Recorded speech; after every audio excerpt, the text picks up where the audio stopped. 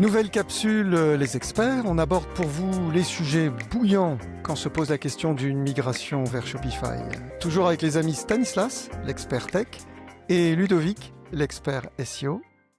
Alors un changement de CMS pour un marchand après des années d'activité, ce sont notamment, mais pas que, des données historiques et des fonctionnalités spécifiques à récupérer. La question, elle est donc toute simple. Que vais-je perdre si je migre vers Shopify? Alors Stanislas, à toi de commencer. Explique-nous déjà ce que cela implique techniquement de passer d'une plateforme tierce à la plateforme Shopify. Yes, Christophe. Alors avant même de parler de technique, j'ai envie de le fait qu'une migration vers Shopify, elle doit justement pas être vue que d'un point de vue technique ou d'un point de vue fonctionnel, mais avant tout d'un point de vue philosophique. C'est une vision e-commerce qui est différente. La plupart du temps, la migration se fait d'une plateforme open source vers Shopify et donc vers un univers SaaS qui a tendance à rabattre les cartes. Et quand je dis rabattre les cartes, c'est plutôt l'usage et la manière de travailler au quotidien qui va évoluer.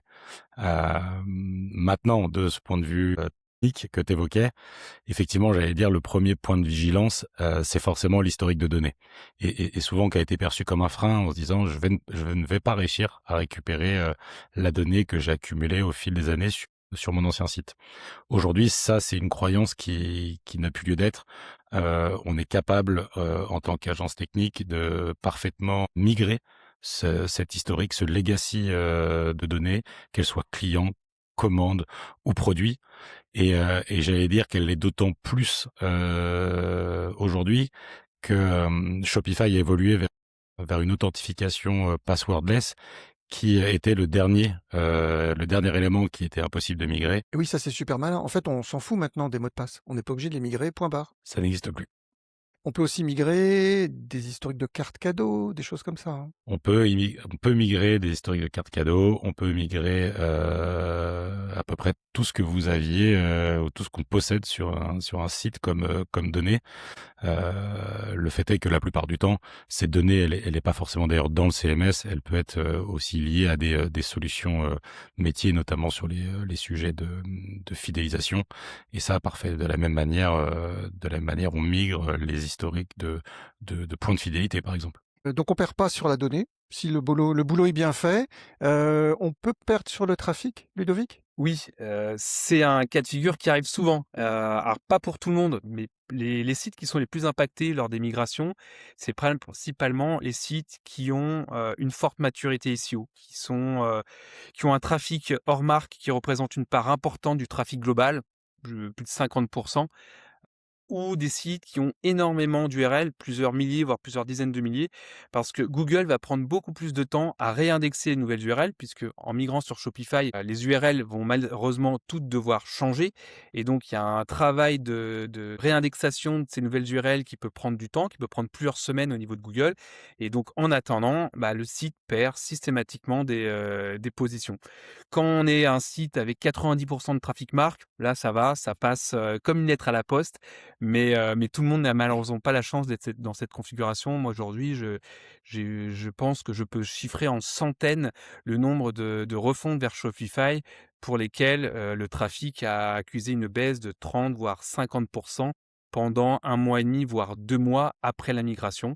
Non pas parce que le travail n'a pas été bien fait, tout simplement parce que ça fait partie du jeu quand on migre sur Shopify. Et alors, Stanislas, un développement spécifique, mitonné avec amour d'année en année, par un marchand, le truc qui le retient de quitter sa plateforme depuis toujours, c'est faisable sur Shopify? Tout est faisable. Encore une fois, Shopify est une solution SaaS. Et une solution SaaS ne signifie pas que on n'a pas la main sur la technique et sur le développement custo. Donc de ce point de vue-là, aujourd'hui, il y a peu de chances qu'une fonctionnalité historique développée sur un CMS open source ne soit pas retranscrite sur Shopify. En revanche, ça peut être une manière différente de le faire. Encore une fois, je parlais de mindset au début, ça peut être aussi l'occasion de revoir la manière de fonctionner.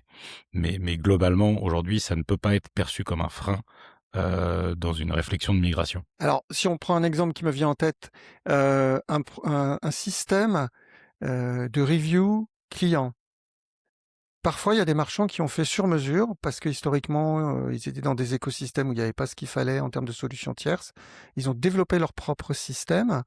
Ce que tu dis en évoquant une logique de mindset, c'est que quitte à migrer, autant se poser la question, pourquoi pas, de passer sur une des solutions qui existent.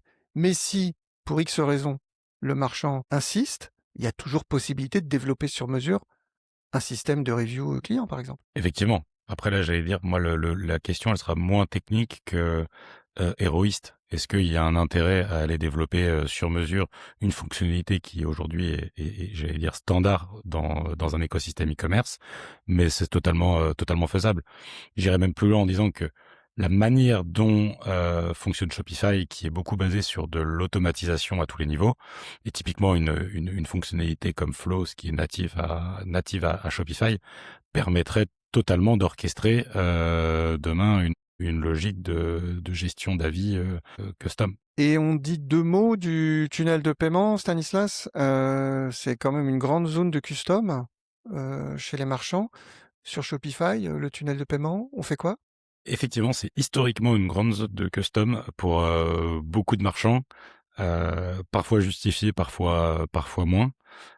Aujourd'hui, c'est vrai que ça, c'est un point sur Shopify où aujourd'hui la personnalisation du checkout ne peut se faire que sur le plan plus de Shopify. En revanche, ce qu'il faut savoir quand on bascule sur Shopify, c'est que le checkout est aujourd'hui le plus performant du marché.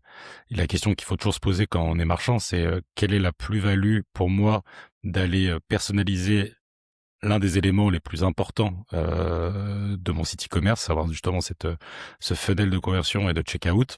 Encore faut-il avoir un produit qui le nécessite, qui le justifie. Sinon, aujourd'hui, vous pouvez faire confiance à Shopify sur sa capacité à parfaitement convertir. Oui, au final, moi j'aime bien dire que c'est la loi de Pareto des 80-20. C'est-à-dire par rapport à chaque Mmh. besoin, est-ce que c'est vraiment utile d'aller au fin fond du détail du besoin? Si oui, custom, si vraiment il n'y a pas une offre sur le marché. Sinon, on prend une app, on s'appuie sur le natif, mais on fait avec ce qu'on a. Et du coup, on va très vite et pour beaucoup moins cher. Merci Stanislas et Ludovic pour vos avis toujours éclairés. C'est la fin de cette capsule consacrée à Shopify et au risque de régression lors d'une migration vers la plateforme. Une capsule de la série Les Experts à retrouver sur vos réseaux sociaux.